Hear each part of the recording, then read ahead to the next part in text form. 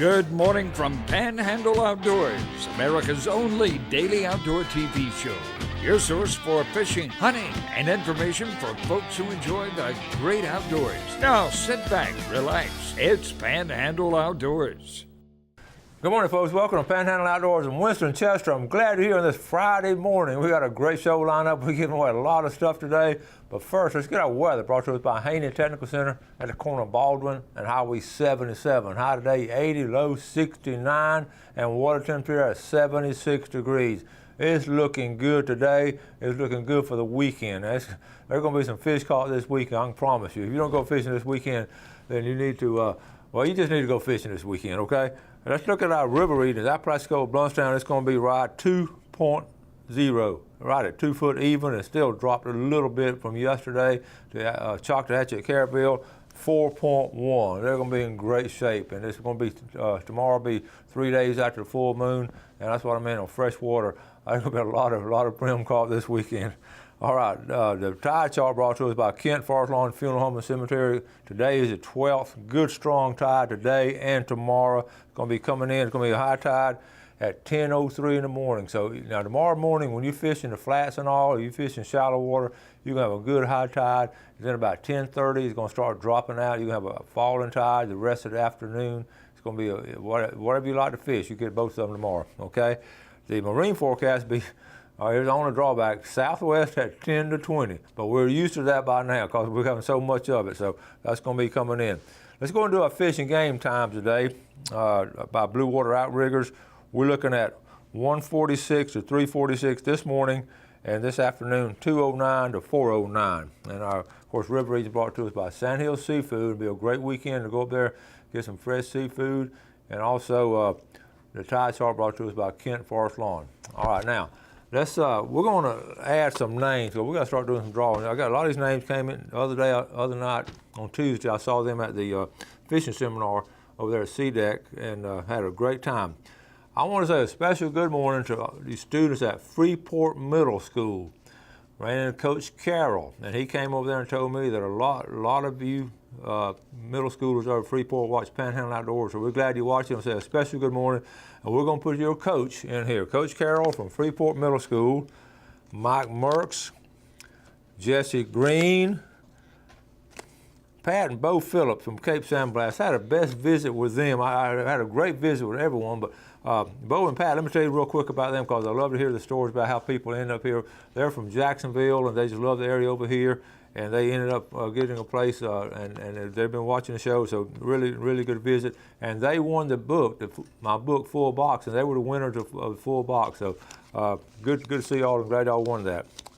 Bo and Pat Phillips, Cape San Blas, Derek McDaniel, and Kayla, good to see y'all. Barbara Roberts, Freeport, Gary Roberts, Freeport. Joanne Maxwell, Chattahoochee, they watch it, okay, and Ned Maxwell from Chattahoochee. Good to have you viewers up there. All right. So now we've got all the names in here, and now today on the first, now we're going to add some more. We're going to put the winners back in on June the 1st. Okay. Now this is going to be, this will be the Sandhill Seafood. We're going to 2 half bags of oysters. All right. And the winner of the first half bag is going to be Maria Barron. Maria Barron. And the winner of the second half bag is going to be Terry Burby from St. George Island, and also he's from Niagara Falls, but he watches here a lot. So make sure Terry call me if you're not in. If you're watching on YouTube, if you're in Niagara Falls, call me. Okay. So I'll give it to somebody else. All right, we'll be right back.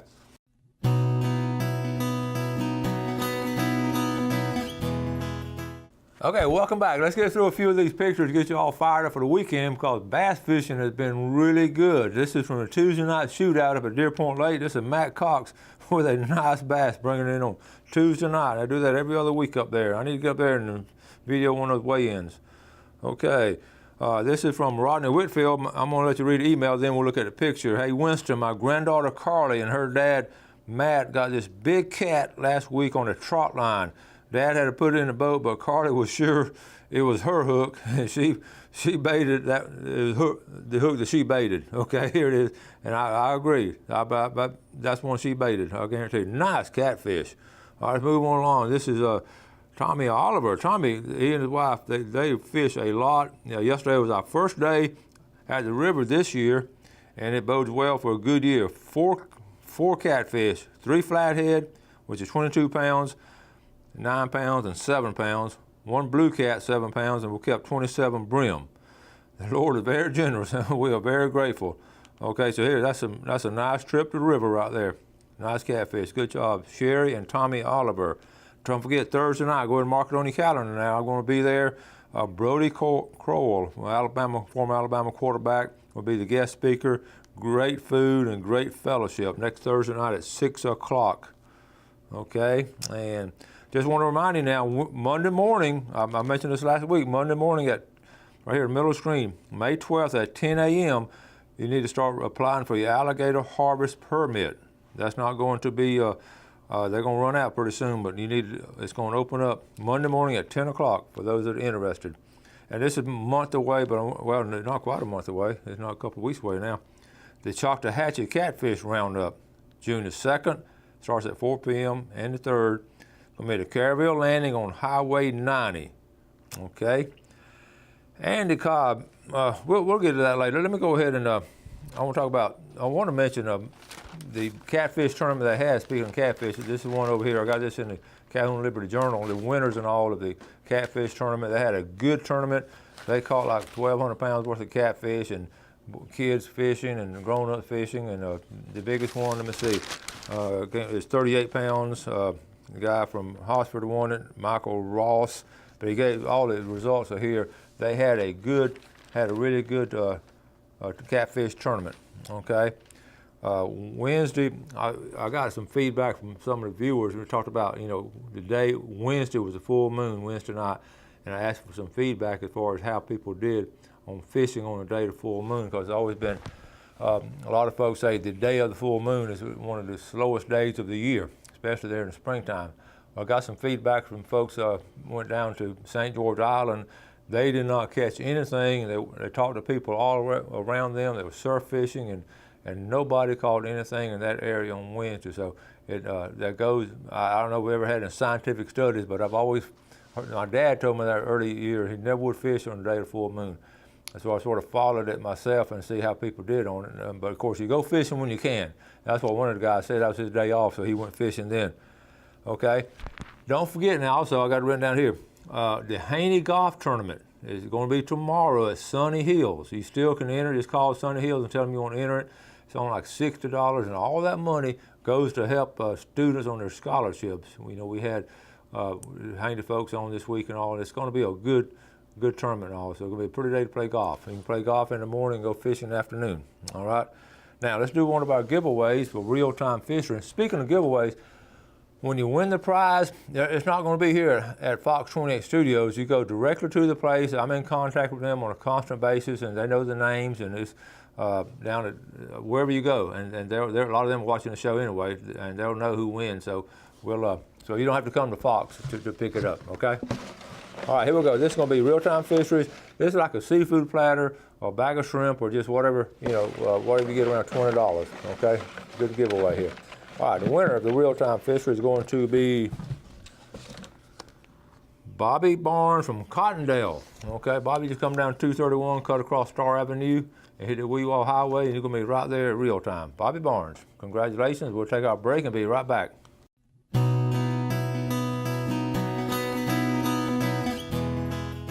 All right, for those of y'all going out in the woods this weekend and walking around the swamp now, I got a little 24-second video. This is from one of our viewers, Barry Pate. A lot of y'all know Barry. He gets out a lot in the woods and he knows the snakes and all. This is up off Highway 79. So this is a cottonmouth. And what's fascinating about this now, these cottonmouths, they scare me really more than a rattlesnake after I look at them, because they're aggressive. So let's take a look at this, and I'm just going to walk through it, okay? So they've cut the head off this, and they started pulling it up. Okay. He gets up a little bit closer. Cut the head off, and the cottonmouth is eating something, so it's pulling this out of his mouth. Look at there. This has all been in the cottonmouth. Look, pulling it out. It's pulling out, okay. This is what the cottonmouth, you see the sand, oh, look at there. That's the snake the cottonmouth is eating. Now, is that fascinating? So if you're out, every time you got a little video like that, want me to show it, I can pick it up off that was my Facebook buddy, but y'all can send it to me and all, or something real short like that of real people doing real things with real snakes. Okay, now, I also want to mention leases. Speaking of the woods and all, a lot of y'all are doing leases now. Notice if you want to announce, a lot of y'all are looking for new members, or maybe someone's looking for a lease to get on. I know everybody does that every year, especially this time of year. So if you need some lease members, get in contact with me, and I'll announce it on the show. I'll show a map about where y'all are, just helps our fellow outdoorsmen. Or if you want to get on lease, give me a call or email me, and then I'll mention that and try to hook you up with some people. That's a win-win situation. So folks on leases and all, just be careful. You want to get on there with people you know. I also want to mention this weekend, if you're thinking about building a fire or something, this is from Andy Cobb. Andy's been on the show before. He's made a career with the State Forestry Department and works his way up really high and is an excellent forest ranger. But this is from him. Take a look at this right here. It said, the Panhandle has been so lucky this fire season, only a matter of time before that luck will run out. It's getting dry again. I went to a fire where a guy had burned yard trash last night and it escaped today. Please be careful with fire. Try to avoid any outdoor burning. It just isn't worth the risk.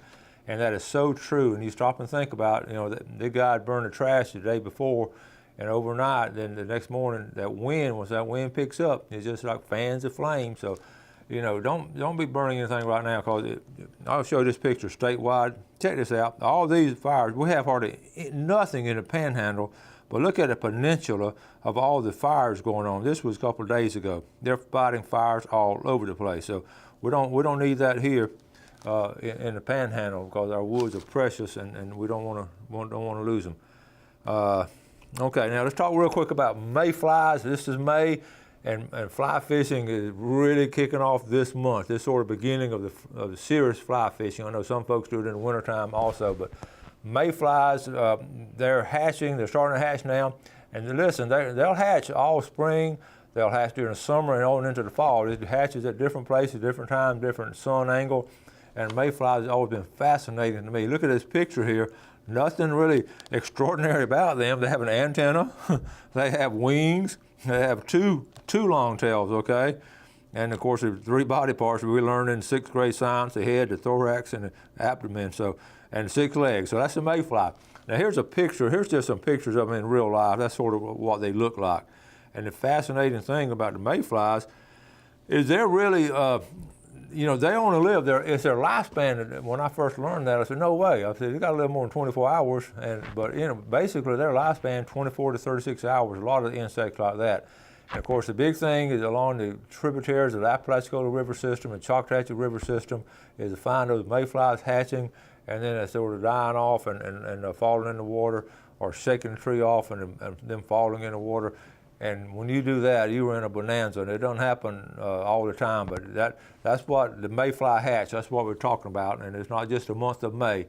It goes on and on. But here's what they look like. You can always tell them they sort of sometimes really thick around the tree and all. This is the wings and all, basically what they look like. So be aware the mayfly hatch is going on. And I don't know I don't tie my own flies, but I know there are a lot of good replicas of mayflies. So Deer Point Lake, Lake Seminole, all the lake system, pond systems, the places have mayflies, okay? Now, let's go ahead and look. I want to, Mother's Day giveaway. I want to say today's Friday, this Sunday is Mother's Day. I want to say a very warm and happy Mother's Day to all of your moms and grandmoms out there, all your stepmoms and all your Aunt so-and-so and whatever they call you. But, mothers have just done so much for families and all throughout the history of America. So it's, and sacrificed so much. And I think of my mom, and I didn't realize it growing up and all how much they sacrificed to do for us. So I just want a special salute and a very happy and warm Mother's Day. And if your mother's still around, spend some time with her. And if your daughter's a mother or whatever, you always wish all of them a happy Mother's Day. Everybody in your family and friends and all. It's a special day in America. So with that being said, we're going to give away this rod and reel right here, a lightweight rod and reel to some special mom. Okay, really nice rod and reel. Okay, real lightweight, string line and all, and it's going to be be here at Fox. Now this is when you come to Fox 28 Studios to pick up a prize or something like this, okay? If I pull out old ugly guy's name, I'm gonna put it back in, okay? But if it's a girl, we're gonna keep it. And the first name I pull out is going to be, how about this, Gail Sinkson from Chipley. Gail Sinkson from Chipley. So I'm gonna put this over here with you, Gail. And congratulations. While I go ahead and have the pickle jar out, let's go ahead and draw our names for this would be for the Tarpon Dock Seafood giveaway, okay? On this one, we're giving away a $20 gift certificate first, of course, the red snapper second. And the winner of the $20 gift certificate is going to be Sam Taylor from Parker. All right, Sam.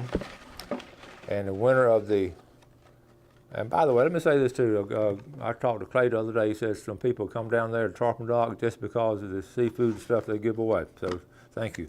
And the winner of the, okay, Sean Pittman, you won a red snapper. Sean is a really good fisherman. Sean, you won a good job, Sean.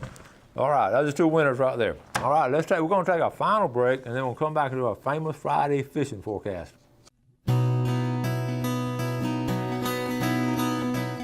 All right, welcome back to the famous Friday fishing forecast. Hope y'all getting ready to have a great weekend in the outdoors, just doing something, because this springtime weather, you just can't stay indoors now. So make sure you get out and get something done. We're going to start off on the report. We're going to start at Mexico Beach, because Captain Mitch Coleman is so faithful on sending a report almost on a weekly basis, and he's right on top of things down there. It's a good report. So first thing he said water's cooler. I'm going to zoom on down here a little bit. They cooled off a little bit down there, 74, so it dropped a little bit, about 2 degrees down there. But listen to this, it's very clear water. Okay, pretty good numbers of kings showing up along the buoy line, so they're starting to catch the kings pretty steady in Mexico Beach. Snapper was tough opening weekend due to the winds, and we heard that over and over again. You know, we showed pictures of red snapper being caught, but everybody caught them, said it was rough. And if you're in a small boat, it's tough getting out there. But if you got there, you could catch them. But he did limit out both days, but nothing on size-wise to brag about. Fish higher in the column, okay, we talked about this before. You don't want to fish all the way down to the bottom. If this is the bottom here, you want to fish about halfway up in the column of water. That's where the big snapper are. And year after year, we talk about that, year after year, we'll catch the really, really big ones up in the column of the water. So that's good advice there, Mitch.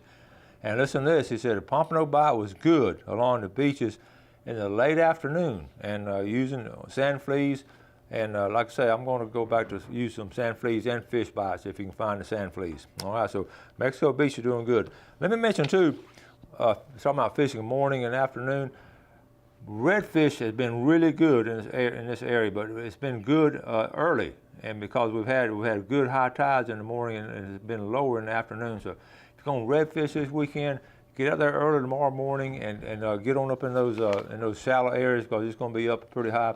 And remember to be quiet. And I talked to a guy the other day, talking about, and also Mark and Michael talked about it at the clinic Tuesday night, the importance of being so quiet. And time and time again, all these fishermen talk about being quiet. And it started me when I was a little kid on a wooden boat with my dad, and we'd drop something on that old wooden boat, boom, boom, boom, and he'd get upset with us. We learned not to do it too much.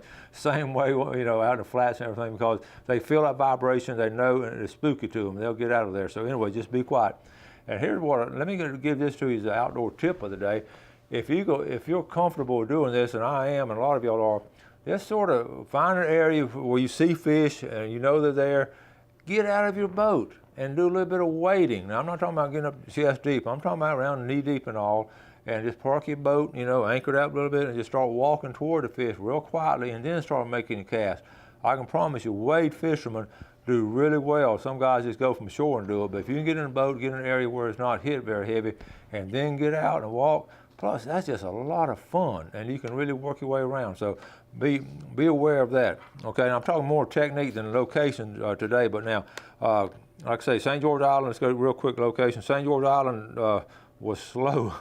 They struck out on St. George Island this week, but this weekend is going to be good.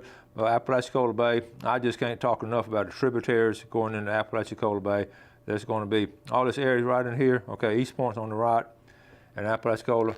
All this area up in here, water is cleared out a little bit. It was muddy earlier, but it's cleared out. This is going to all these tributaries. One day I can do a whole show on just these tributaries here, but there's so many places you can go in there. Whiskey George, Chipley Creek, and so many places. The fishing is going to be excellent, okay? Let's move on quickly in a westerly direction. St. Joe Bay, the trout bite has been good in St. Joe Bay from what I understand from folks down that way. St. Joe Bay is holding some really nice trout, again, early in the morning and getting up in these areas here and catching them. Pompano bite has been steady. Also, I know the Krumknackers caught some nice trout in the surf. So surf fishing is going to be good this weekend.